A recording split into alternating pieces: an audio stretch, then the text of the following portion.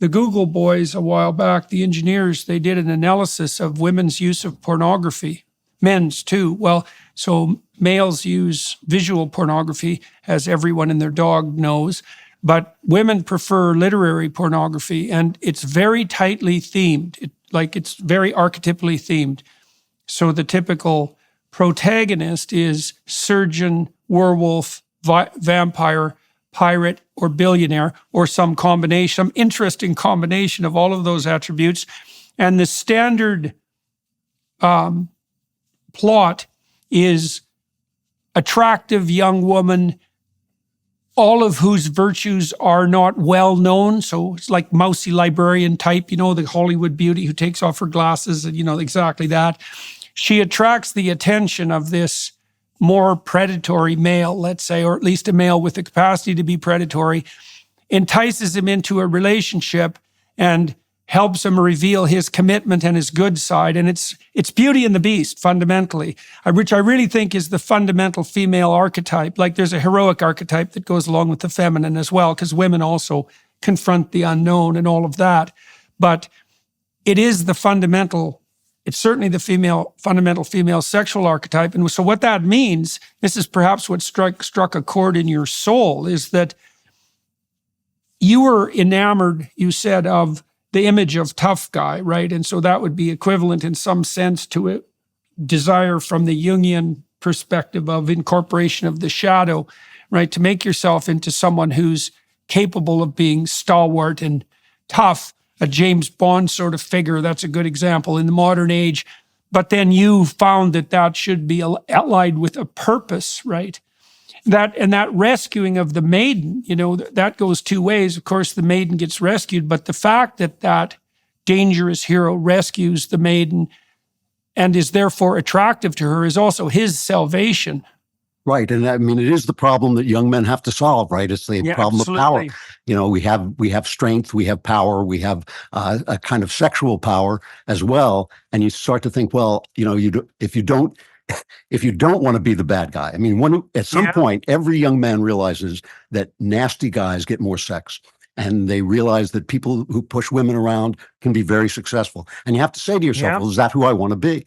And I very much did not want to be that guy, but I did want to be successful with girls. And I also could perceive just in actual fact that the world is a corrupt place, and it's power that makes it corrupt. And Raymond Chandler has that famous, wonderful line, "Down these mean streets a man must go who is not himself mean." And that just rang a bell That's inside great, man. me. Yeah. Well, okay, so on that too, so the literature shows, so what the psychopaths and narcissists, the Machiavellians, and even the sadists do, the men, is that the false confidence of the narcissist is a mimicry of competence. And that can be put on very early. And young women are particularly susceptible to that camouflage. And that partly accounts for the differential success of, bad boys, let's say. Now, it's partly because the women are looking for the beast that can be turned into the ally.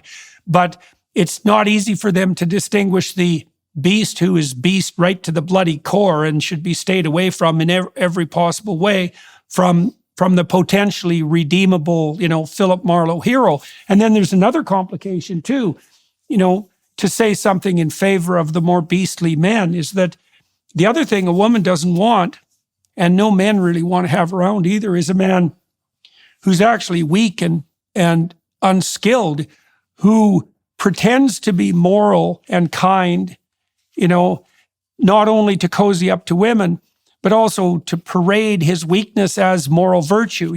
I'm not the mean guy, I'm not the bad guy. Well, the reason for that is you're too goddamn weak to manage that. And instead of just admitting that forthrightly and doing something about it, you parade it as a moral virtue. And I think that sort of man is actually a lower form of man than the outright bully. And there's some evidence that other people think this too, because the kind of antisocial bully types, especially in elementary school, aren't unpopular. They're ambivalently popular. Now, what happens is that as their life progresses, if they continue with the bullying attitude, let's say that sort of narcissistic and even callous attitude towards others, It doesn't work well as a long-term strategy, but the bullies are certainly more popular in elementary school, say, and even in junior high, than the bully victims are.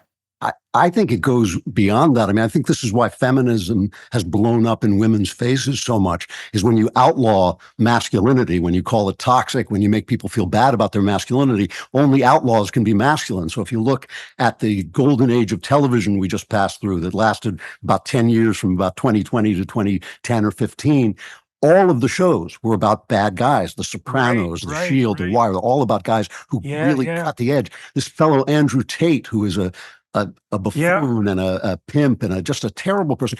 For a period, he was immensely popular, especially with teen boys. And he would tell people how to abuse women and how to get them into sex work for your profit.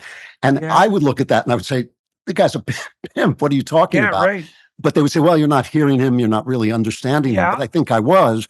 I think that what they had lost was the idea of St. George. They had lost the idea that your power is a path to virtue. It's not an obstacle to virtue if you use it correctly. Yeah, well, you know, and to give the devil his due, I mean, the thing about Tate is he is a complex character because not all of his bravado and posturing is false, because he is a mixed martial arts fighter. He is a genuinely tough guy. And he is also someone who came up from the street, you know, and so you can imagine that within his soul, all sorts of different forces contend. And I am not making excuses for him, because I think the electronic pimping aspect in particular is, like, I think that's unforgivable. It's absolutely 100% unforgivable. There's no excuse for ever having done that in your life, not even once. And it's not even necessarily the kind of sin that you can recover from, not without like 20 years in serious hang your head repentance.